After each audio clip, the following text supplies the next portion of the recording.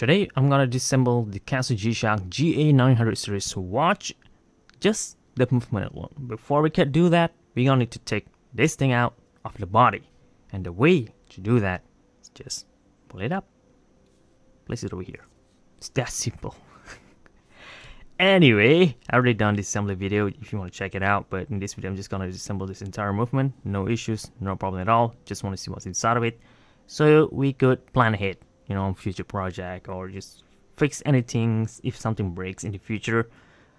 We don't know. I don't know. Nobody knows. It's just a video that you could refer to, or I could refer to in the future, just in case something bad happened. So I could look back and, hey, that part looks odd, that part looks missing. Fix them, right?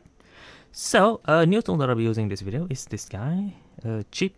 It looks cheap. It feels cheap. It is cheap. I only paid for like $2 for this thing. This is a hand removal tool. Bought it off AliExpress. It will use the two plastic to push the faceplate and pull the hands upwards. So I hope it won't break anything. The most sensitive part of this entire thing is the coil motors. It plays somewhere in the center there to hold the hands. The rest is very simple. There's just circuit board, nothing much going on with there. The most sensitive part is that thing, and oftentimes I end up breaking that because of tools. These tools, you know, as good as they are, they could slip. When they slip, they'll cut things, disconnect connections, all those sort of things, and that will damage the movement. So I hope that didn't happen in this movement over here because it's very new. I mean, even if that happened, I could just send it away for replacement. It's still on the warranty, right? Wait. Yeah, I guess so. So yeah, that should be fine. And let's continue. I'm gonna be using this tool here to remove these two screws. Oh no, sorry. Before you do anything with your watch, you're gonna need to remove the battery first so that the hands stop moving. Okay.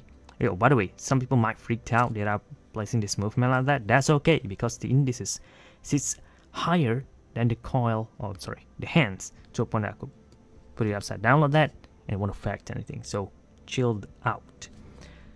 Okay, let's start with the most basic things, battery swap, because this is not a solar powered G-Shock and you will need to do this later in the future. Okay, just take a needle like one of this and unclip this part over here. There we go. Take the battery out. You could use metal tools, you could use your finger, nothing gonna affect anything here, right? There we go. Okay, hold it as long as you want. It's only gonna discharge the battery, but it is cheap. You could always buy it again. Okay, take another battery, plug it in there, and perform an AC operation. Let's see now. There we go. Place it down here in this case, and that disc over there. Touch that with one end of the tweezer, and you know, touch any point of this metal piece here, or wherever. Just connect them, and then you are good to go. Okay. Now, to disassemble this thing, there's two screws, one over here and one over here. Nothing on the front, and of course there's a lot of clips on the side, which I'm going to remove as well. But we'll take the screws out first, and then we'll proceed to the next step.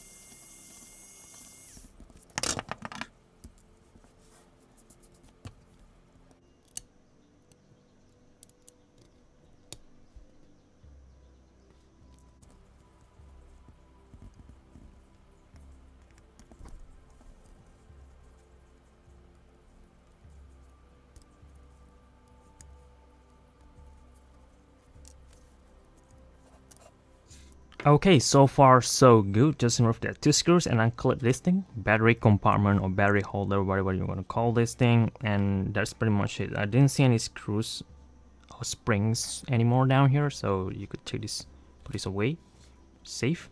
And then we could remove this circuit board, but notice that there's screws that connect here. So what this does is that this will connect the underneath side of the circuit board where there's the plus and negative for this coil. So this thing needs to be tightened up. If this thing is loose, this part might not be connected, they won't work. So make sure you tighten this thing back up properly afterwards. I'm going to use a different tool for this kind of jobs, which I could have much more controls over. That's the ordinary screwdrivers, right?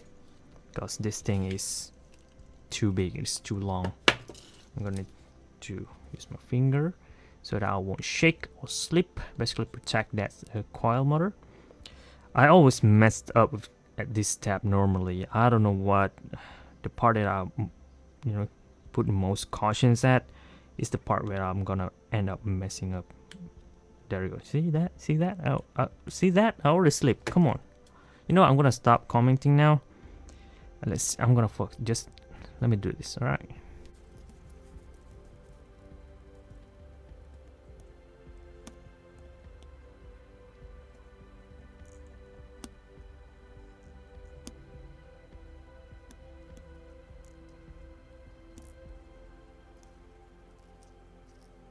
This circuit board just launched these screws all the way here to the side. There, almost lost.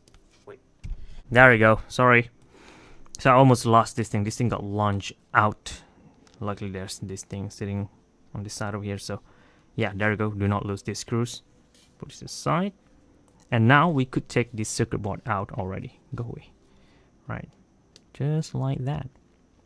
Okay. I hope I didn't damage anything, though. I did slip a few times down here and here.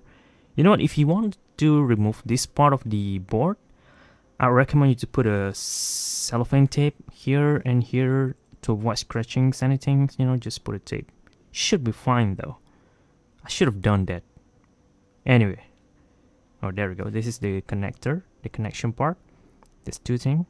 So if the screws just now is loose, this thing won't get connected to this two part over here.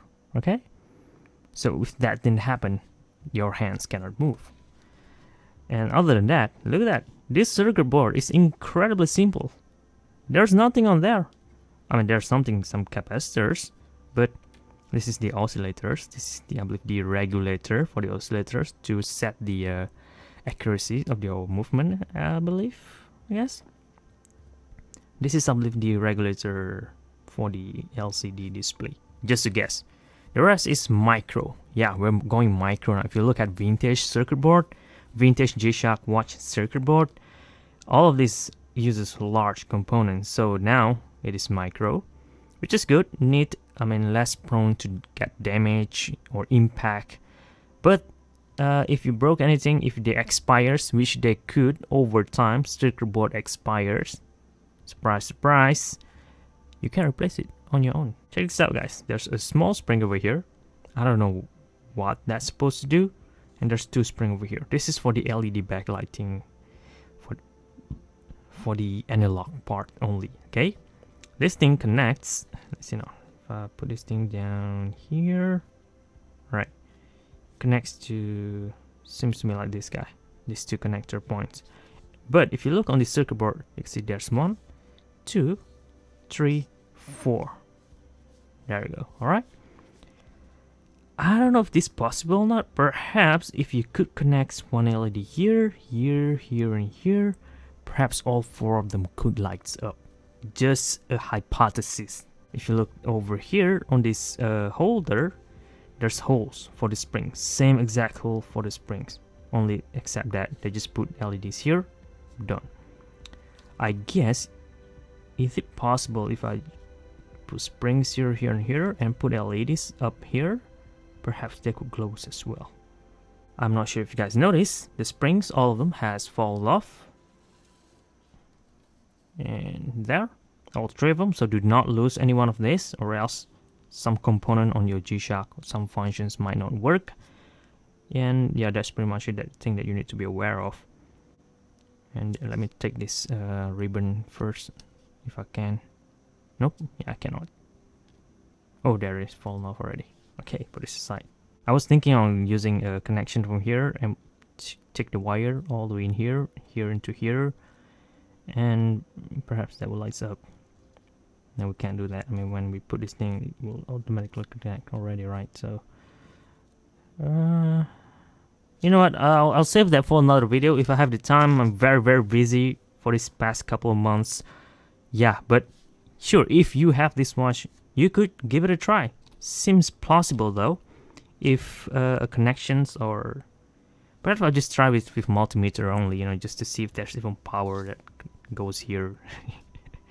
That sounds a bit easier to do. If there's power, 3 volt, or yeah, that will work, right?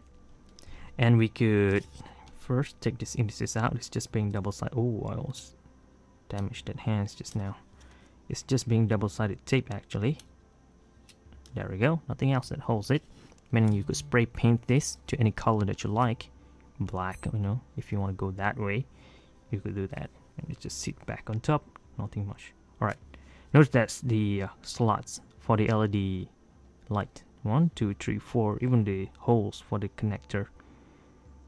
Maybe I should take this thing out, put this thing over here, so when it glows, it will glow the both sides of this thing. Should be better though. They should have done, or perhaps place in this area over here, close in this area, or from the top. Looks pretty cool too. Anyway, that's just this new tool. Take the hands out. Let's see now. There we go. Push the faceplate. Oh, sorry, coming out. Pretty cool. Next, the hour hand. This is usually the harder part to remove. And there we go. Wow, this thing works for $2, man. Saved me a lot of time and efforts. Okay, then we could remove the faceplate. We should be able to do so, right? There we go. All right. Okay, it's just being taped as well, so nothing else that holds it anymore. Put it aside. If you don't want any one of this wording lettering, just spray paint them, or just take a rubbing alcohol and just scrape them all out. You'll end up with a more clean face modifications. Something to try out. Okay, this is pretty unique. All right, seems like the digital display was sandwiched between these two holder like that. This is new, right? I believe so. I believe this is new. I haven't seen this kind of constructions before, so pretty cool. I guess this is the part that absorbs most of the shocks, so that the connection stays intact, so that everything stays intact. It won't move. I didn't see any cushioning though for this coil motor. That might damage it over time, but yeah, this is something that holds it in place. And then we have this. I think I could just push it out, right? This LCD display. Let's see now, from the front, from the back. I'm guessing from the back. There we go, just like that. Then this one from the back. Sorry, from the front. Oh wow. Okay. If you don't want this green color look, just take this cover off. This is just the color background. Look at that. There's the difference right there. This white thing here is the thing that provide the green tone in there. Just peel this thing off, put a black background, black paper, and then you're done. Or just change this one to positive display instead. Peel this off. Yeah, you could do that, but you're gonna end up, you know, losing all these prints as well. So here are all the parts that made up your GA-900 series G-Shock watch, and due to how simple the entire parts is, just, I mean, look at that. It's entirely a simple build. I guess this is the reason why this thing could absorb a lot of shocks, as being demonstrated by Casio G-Shock UK video, if I'm not mistaken, where they really beat the hell out of this thing, and the watch still works, which is amazing for $100 watch. So yeah, this is what makes it possible, and it seems like a few modifications could be done here with some efforts if you have the time, which I don't. Damn it.